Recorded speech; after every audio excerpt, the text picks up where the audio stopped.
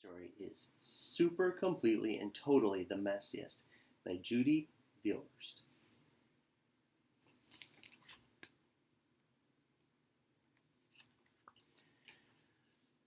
My room is very neat, like me, Olivia. Jake, my big brother, is sort of, but not a huge slob. And then there's my little sister, whose room is seriously, revolting, which is maybe one of a million reasons why my sister is super completely and totally the messiest. Hello, is anyone home? I ask when I open the door to her room, because even when she's in there, it's hard to find her. There's so much stuff in her bed that sometimes I just see the top of her head. And there's so much stuff on her floor spilling out of her dresser drawers that sometimes all I can find is a nose or a toy.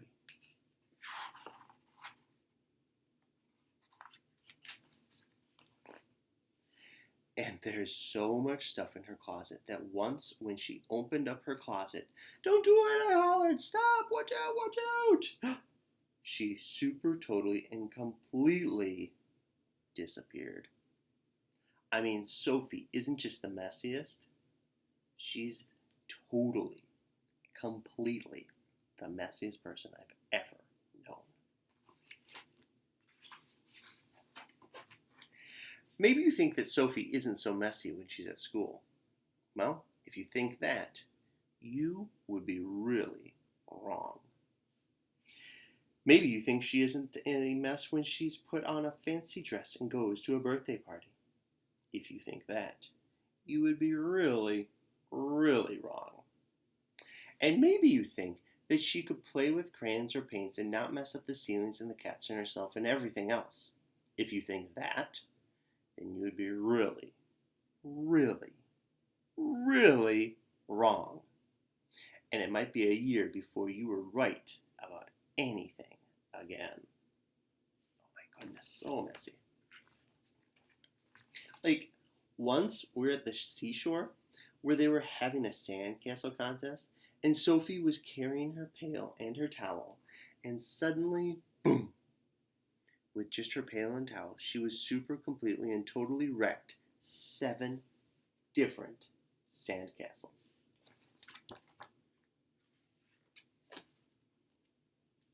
And once we were at a circus where a juggler was juggling eggs and pitchers and flower pots, and Sophie got to bring her kite along. And just by letting go of her kite, Sophie wrecked the juggler and a dozen eggs and all of the pitchers and flower pots. And once, when we were going to a farm to visit some chickens and cows and a vegetable garden and pigs, Sophie's shoelaces were always untied. And all I can say is, poor chickens, poor cows, oh, and poor vegetable garden. No one can say something else.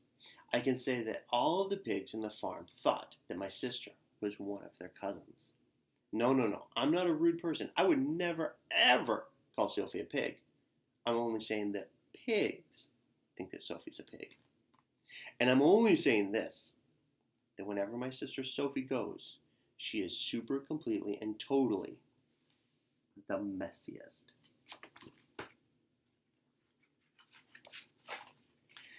I keep on telling Sophie, "Try to be neat like me, Olivia," she says. She'll try and be neat, but she forgets. Our mom keeps telling Sophie, "Try to be careful like Olivia." She says she'll try and be careful, but she forgets. Our dad keeps telling Sophie, "Watch where you're going and watch where you're doing. Try to pay attention like Olivia." She says she'll try to watch. She says she'll try to pay attention, but she forgets. And so when Sophie cleans up a mess, it's a messier mess than it was before she started. When Sophie clears out the plates, she never, ever needs to be cleared off again. And if you brought a new car and you gave Sophie a ride in that car, it would look like a really old car in about 2 minutes. Sophie is always making a mess. And she's always being a mess.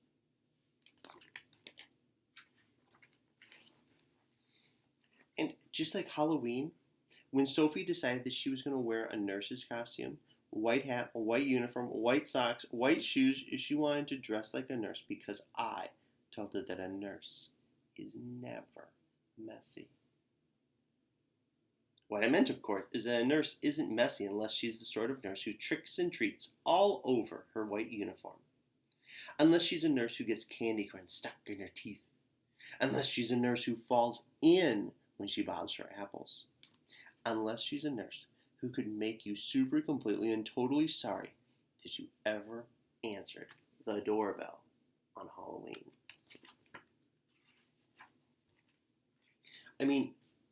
What I mean is maybe you've met some messy people, but you've never, ever met anyone messier than Sophie. Like Sophie, she's got this hair, this frizzy, curly hair, and it sticks out and around her head like a cloud or even a nest. And it keeps getting bigger and bigger and higher and bigger and higher and bigger and bigger and higher and higher and bigger because she freaks out if anyone tries to cut it. Hey, Sophie, who's living in there? A couple of birds, a family of mice? That's what Jake sometimes says, but he's only teasing. But once, when her dad was combing her hair out, he combed out a whistle, a ring, and a piece of sandwich. And once when her mom was combing through her hair, I thought I heard some chirping and some squeaks. And if you're looking to see messy hair, if you're really looking to see some messy anything, just look at Sophie.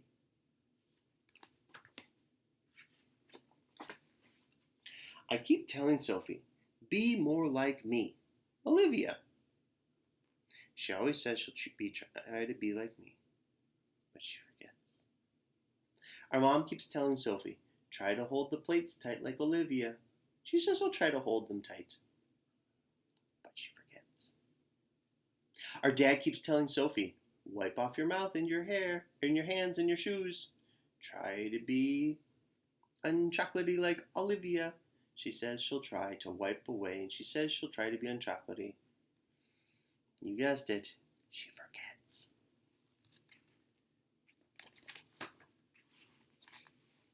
And listen to what happened when Sophie said to Jake and me she could please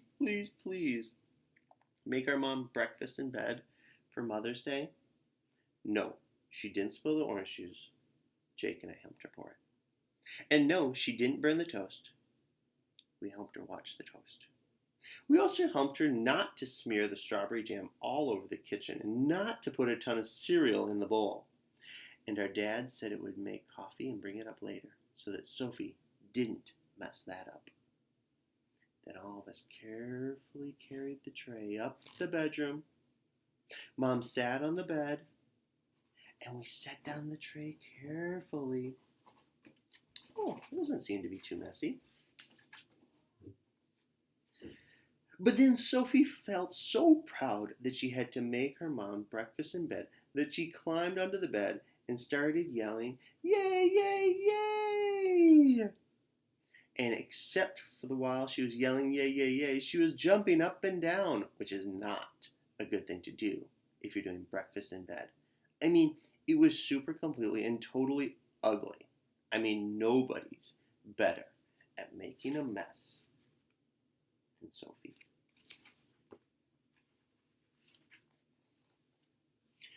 Our mom says I should tell you that Sophie's a kind and very nice person, even though she messes up breakfast and beds. Our dad said I should tell you that Sophie's smart and a funny person, even though she wrecks sandcastles, jugglers, and vegetable gardens.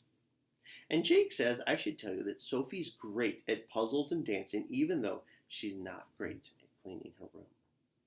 Sophie says I should tell you that she didn't mean to drown the kitchen in water, even though she left all of the faucets running. And I would like to tell you that even though I would bet my best bracelet that Sophie will never be practically perfect like me, I'm hoping that one of these days she'll start to remember to stop forgetting to try not to be so completely and totally the Messiest.